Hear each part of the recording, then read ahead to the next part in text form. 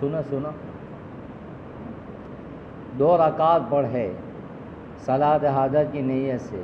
پہلی رکعت کے اندر سورہ فاتحہ پڑھے اور 10 مرتبہ قل یا ایھا الکافرون پڑھے.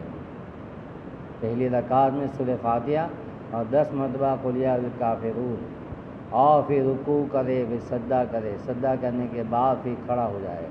دوسری رکعت کے اندر پہلے سورہ فاتحہ اور 11 مرتبہ قل هو اللہ احد پڑھے. یہ 11 مرتبہ پڑھنے کا. پہلی کے اندر 10 مرتبہ، دوسری کے اندر 11 مرتبہ. پھر رکوع سجدہ کر لیا اور پھر قاعدے کے اندر تحیات، درود شریف، دعا پڑھی اور سلام پھیرائے دونوں طرف. سلام پھیرانے کے بعد اللہ اکبر کہہ کے سجدے میں چلا جائے. وہیں بیٹھے بیٹھے دونوں طرف سلام پھیرا دیا، پھر بیٹھ کر کے اللہ اکبر کہہ کر کے وہ سجدے میں چلا جائے. پہلے سبحان ربی الاعلیٰ 3-5 مرتبہ پڑھ لے اور پہلے درود شریف پڑھے 10 مرتبہ. پھر تیسرا کلمہ پورا 10 مرتبہ پڑھے، سبحان اللہ والحمد للہ ولا الہ الا اللہ واللہ اکبر ولا حول ولا قوۃ الا باللہ العلی العظیم. پھر ربنا آتنا فی الدنیا حسنہ وفی الآخرۃ حسنۃ وقنا عذاب النار. یہ ہر ایک کو 10 مرتبہ پڑھے. تو اللہ اکبر کہہ کر کے بیٹھ جائے اور اپنی جو بھی حاجت ہو اس کے بارے میں دعا کرے اللہ تعالیٰ سے. طریقہ سمجھ میں آ گیا؟ پہلی رکعت کے اندر سورہ فاتحہ اور 10 مرتبہ قل یا ایھا الکافرون.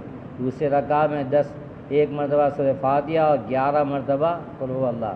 پھر سلام پھیرانے کے بعد اللہ اکبر کے سجدے میں چلا جائے اور پہلے سبحان ربی الاعلیٰ پڑھ کر کے پھر 10 مرتبہ درود شریف، 10 مرتبہ تیسرا کلمہ اور 10 مرتبہ ربنا آتنا فی الدنیا آخر تک، اور پھر اللہ اکبر کہہ کے بیٹھ جائے اور اللہ تعالیٰ سے دعا کرے. اور جو بھی حاجت ہو، جب بھی حاجت ہو، تو اس صورت کے اندر آپ جمعہ کی ابتدائی رات میں یا تو بہترین وقت اس کے لیے کون سا ہے؟ تہجد کا وقت. اس وقت پڑھے. سال میں بھی پڑھ سکتے ہیں.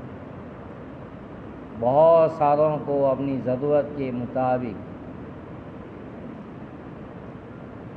مانگنے کے لیے دعا نماز سکھلائی اور یہ طریقہ سکھلایا اور انہوں نے اس کے اوپر عمل کیا.